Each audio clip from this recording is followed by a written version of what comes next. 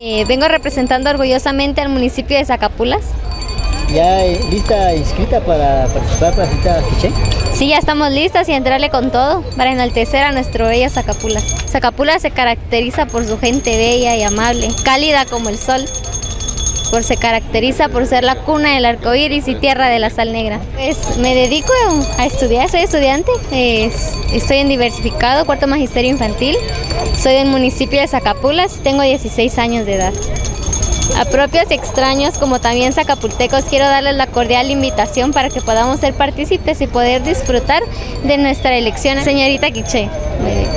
Y los esperamos con los brazos abiertos. En nombre de la Municipalidad de Zacapulas, la tierra de la sal negra, pues en esta oportunidad y agradeciendo a la invitación que hiciera la Municipalidad de Santa Cruz, estamos haciendo la correspondiente inscripción de la representativa del municipio de Zacapulas. Vemos de que acá en Santa Cruz, pues por ser la cabecera departamental, pues se concentra muchas las actividades socioculturales y políticas, y por supuesto la Municipalidad de Zacapulas, con el ánimo de contribuir a la excelente celebración de las fiestas helenas, estamos diciendo presente el día de hoy. De igual manera, ¿verdad? Esta es una actividad muy importante, pues en la que no solo el municipio de Santa Cruz participa, sino también hay una invitación para todos los municipios a poder decir presente y poder contribuir a la excelente celebración de estas fiestas helenas que se celebran acá en el municipio de Santa Cruz, y también dejarle un mensaje a la población de Santa Cruz y a los pueblos aledaños que participan en estas actividades, ¿verdad? Que la pasen de una excelente manera, en hermandad, en armonía, y que todo salga bien sin ningún tipo de novedad.